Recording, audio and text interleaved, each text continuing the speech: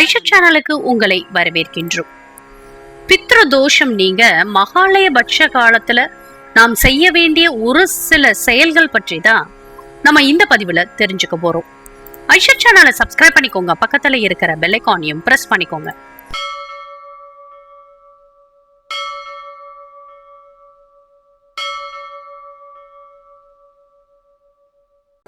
Aisha channel அன்பர்களுக்கு அன்பான வணக்கங்கள். முன்னோர்களுடைய அருளையும் ஆசிர்வாதங்களையும் பெறுவதற்கு உகந்த திதியாக பார்க்கப்படுவதுதான் அமாவாசை திதி.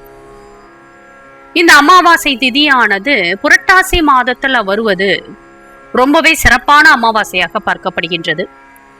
ஆவணி மாதம் வரக்கூடிய பௌர்ணமி நாளிலிருந்து அடுத்து வரக்கூடிய அமாவாசை வரை இருக்கக்கூடிய அந்த 16 நாட்களும் முன்னோர்களை வழிபாடு செய்வதற்குரிய மகாலயபட்ச காலமாக திகழ்கின்றது. இந்த நாட்கள்ல நம்முடைய முன்னோர்கள் நம் வீடு தேடி வருவார்கள் என்றும் இந்த 16 நாட்களும் அவர்கள் நம்முடனே தங்குவார்கள் என்பதும் ஒரு ஐதீகம். இந்த நாட்கள்ல நம்ம செய்யக்கூடிய வழிபாடுகளும் பரிகாரங்களும் தான தர்மங்களும் தர்ப்பணங்களும் நம்முடைய முன்னோர்களை மகிழ்வித்து அதனால் அவர்கள் நமக்கு இருக்கக்கூடிய கஷ்டங்கள் அனைத்தையும் தீர்த்து வைப்பார்கள் என்பது ஒரு நம்பிக்கை. மிகவும் சிறப்பு வாய்ந்த இந்த 16 நாட்களும் நம்முடைய வீட்டுல பலவிதமான முன்னோர்களுக்கென்று வழிபாட்டை நாம் மேற்கொண்டுட்டு வருவோம். இந்த நாட்கள்ல ஒரே ஒரு நாள் மட்டுமாவது முன்னோர்களை நினைத்து இந்த தானத்தை செய்தாலே போதும் முன்னோர்களின் தோஷமானது, அதாவது பித்ருக்களால் ஏற்படக்கூடிய தோஷமானது முற்றிலும் நீங்கி சுகமான வாழ்க்கையானது நமக்கு கிடைக்கும். என்ன செய்ய வேண்டும் என்பதை பற்றி தெரிஞ்சுக்கலாம். ஒருவருடைய வாழ்க்கையில சந்தோஷம் என்பதே இருக்காது. எதை எடுத்தாலும் தடைகள் வந்துகிட்டே இருக்கும். திருமண வாழ்க்கை சரியாக அமையாமல் இருக்கும். அப்படி திருமணம் நடந்திருந்தாலும் அது கணவன் மனைவிக்கு இடையே ஒற்றுமை இல்லாத கருத்து வேறுபாடு மிகுந்த ஒரு வாழ்க்கையாக இருக்கும். சிலருக்கு பிள்ளை பெயர் இல்லாமல் இருக்கும். சிலருக்கு நோய்கள் பிடித்து ஆட்டிக்கொண்டே இருக்கும். இது எல்லாத்துக்கும் ஒரே காரணம் முன்னோர்களுடைய தோஷம், முன்னோர்களுடைய சாபம் இருப்பதற்குரிய வாய்ப்பு அதிகமாக இருக்கு.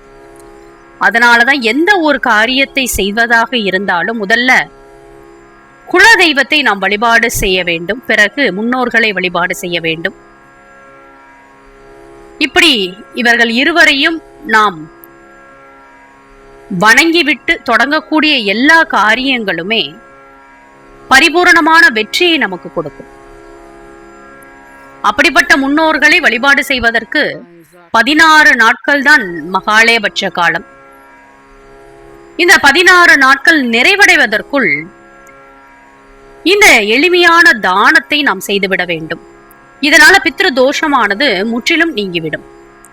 முன்னோர்கள் மனமகிழ்ந்து நம்முடைய வாழ்க்கைக்கு தேவையான அனைத்தையும் வழங்குவார்கள். இந்த 16 நாட்கள்ல என்றைக்கு வேண்டுமானாலும் இந்த தானத்தை செய்யலாம். இந்த தானத்தை நம் கைப்படதான் செய்ய வேண்டும். அதுதான் அன்னதானம். நம்ம வீட்டிலேயே பச்சரிசியை பயன்படுத்தி தயிர் சாதம் தயார் செய்து இந்த தயிர் சாதத்திற்கு எலுமிச்சம்பழ ஊறுகாய் வைத்து ஒரு பாட்டில் தண்ணீரை எடுத்துக்கொண்டு யாராவது ஒருவருக்கோ அல்லது உங்களால் முடிந்த அளவிற்கு இதை செய்து தானமாக கொடுங்கள். கண்டிப்பாக தானம், அன்னதானம் அப்படின்னு சொல்லும் பொழுது பலர் சாப்பாட்டை மட்டுமே வாங்கி கொடுப்பீங்க. அது ரொம்பவே தவறானது. சாப்பாடோடு சேர்த்து தண்ணீரையும் ஒருவருக்கு கொடுக்க வேண்டும். அதே போல இன்னும் பலர் காக்கைக்கு உணவளிக்கக்கூடிய வழக்கம் இருக்கும். அப்படி காக்கைக்கு உணவளிக்கும் பொழுதும் பக்கத்துல ஒரு கிண்ணத்திலேயோ அல்லது ஒரு மண் சட்டியிலேயோ காக்கைக்கும் தண்ணீர் வைத்து பிறகுதான் உணவு வைக்க வேண்டும். இந்த தானத்தை முடிந்தவரை வீட்டிலேயே செய்து நீங்கள் கொடுப்பது சிறப்பு. முடியாதவர்கள் கடையில வாங்கி கொடுக்கலாம். இப்படி நாம் செய்வதன் மூலம் நம்முடைய முன்னோர்கள் மனம் மகிழ்ந்து நமக்கு இருக்கக்கூடிய பித்ரு தோஷத்தை முற்றிலுமாக நீக்குவார்கள். வாழ்க்கையில ஒரு நல்ல முன்னேற்றமானது கிடைக்கும். எளிமையான இந்த வழிபாட்டை 16 நாட்களும் செய்யக்கூடியவர்கள் இருக்கிறார்கள். முடியாதவர்கள் இந்த 16 நாட்கள்ல ஏதாவது ஒரு நாள் மட்டுமாவது இந்த அன்னதானத்தை செய்து நமக்கு இருக்கக்கூடிய பித்ரு சாபத்தை போக்கிக் கொள்வோம். மேலும் இது போன்ற தகவல் அறிய ஐஷா சேனலை சப்ஸ்கிரைப் பண்ணுங்க, ஷேர் பண்ணுங்க, உங்களுடைய கருத்துக்களை எங்களுக்கு பதிவு பண்ணுங்க. நன்றி, வணக்கம்.